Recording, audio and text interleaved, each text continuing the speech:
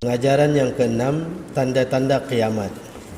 Dalam hujung-hujung hadis disebutkan oleh Jibril tanya, dan Nabi menyebutkan kiamat ni tidak diketahui, tetapi ini kiamat ni boleh diketahui akan datangnya dengan sebab tanda-tanda. Dan tanda-tanda ni ada kecil, ada yang besar. Jadi antaranya disebutkan, yang pertama, tanda-tanda kecil ni rosaknya akhlak para pemuda. Pada zaman Nabi ni tiadalah, sebab generasi Nabi adalah generasi yang paling baik. Yang jumpa oleh Nabi ni yang zaman jahiliyah saja. Selepas tu zaman sahabat, zaman tabi'in, zaman tabi'in, digelar zaman-zaman emas, zaman-zaman yang terbaik di sisi umat Nabi Muhammad sallallahu alaihi wasallam. Itu yang pertama. Yang kedua, ada kerosakan di muka bumi, pertumpahan darah, banyak peristiwa bunuh macam kita sekarang, dan peperangan dan saling membunuh di antara sesama manusia. Ada je setiap hari, ada saya berita dalam TV3 ke, Awani ke, orang yang mati dibunuh, sama ada bunuh kerat ke, ataupun sesama bukan Islam ke, sesama Muslim pun banyak. Dan itu perkara yang sedang berlaku pada waktu sekarang. Yang ketiga, bercampurnya urusan sehingga sehina-hina manusia menjadi raja dan pemimpin. Yang keempat, urusan diserahkan kepada bukan ahlinya.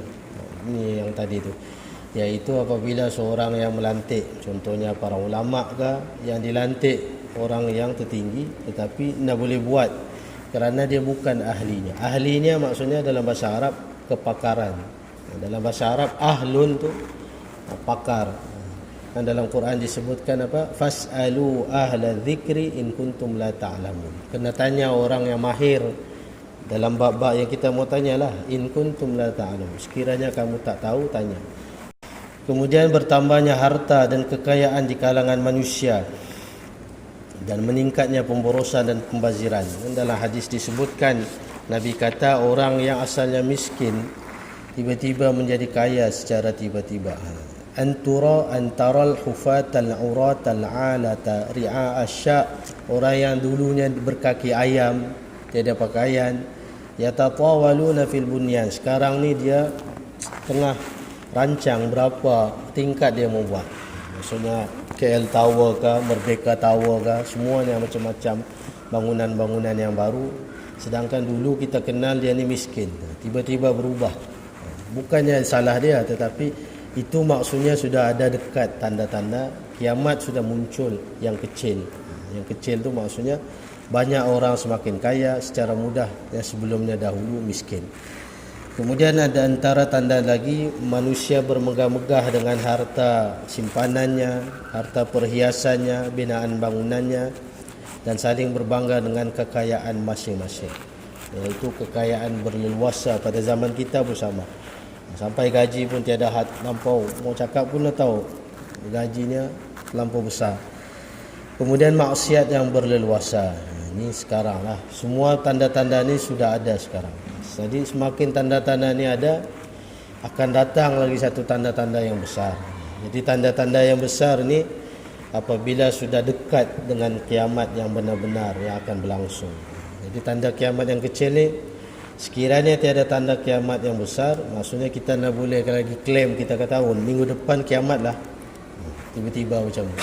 Sedangkan tanda-tanda kiamat besar belum lagi kita. Ada dalam hadis disebutkan, ittala'an Nabi SAW alaina wa nahnu natadzakar, datang kepada kami Rasulullah dan kami datang berbincang-bincang. Maka Nabi pun kata, ma tadzakarun, apa yang kamu sedang bincangkan? Tadzakarah atau mudzakarah. Muzakarah ni perbincangan. Qalu nadhkuru sa'ah, kami sedang bincang hari kiamat. Jadi para sahabat ni bukan bincang pasal kereta, pasal basikal, pasal hari kiamat. Kemudian dia kata, Nabi kata, innaha lan taquma hatta tarawna qablaha 10 ayat. Nabi kata kamu tidak akan nampak ataupun tidak akan terjadinya hari kiamat sehingga datang 10 tanda-tanda ini. Apa 10 tanda tu? Fazakara, lalu Nabi pun sebut yang pertama ad-dukhan, iaitu asap. Asap ni yang timbul di negara Arab. Nanti kita akan baca lagi. Yang kedua Ad-Dajjal, akan keluarnya Dajjal, munculnya Dajjal. Ini semua setiap satu tu berlambak buku yang membahaskan satu-satu. Jadi kita baca ni, habiskan dulu 10. Kemudian ketiga Ad-Dabbah. Ad-Dabbah binatang yang sebut dabah. Anda tahu binatang apa? Sama ada dinosaur kan?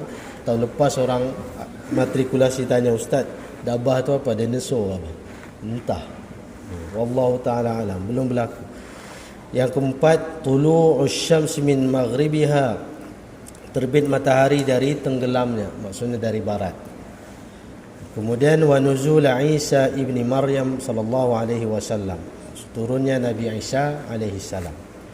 Dan dalam 10 tanda ni ada yang paling besar dalam 10 tanda. Cuma 10 ni pun dah besar. Kemudian wa Ya'juj wa Ma'juj. Kemudian adanya Ya'juj dan Ma'juj. Kemudian yang 3 lagi 7, 8, 9 wa thalathata khusufin khasfun bil masyriq wa khasfun bil maghrib wa khasfun bi jaziratil arab.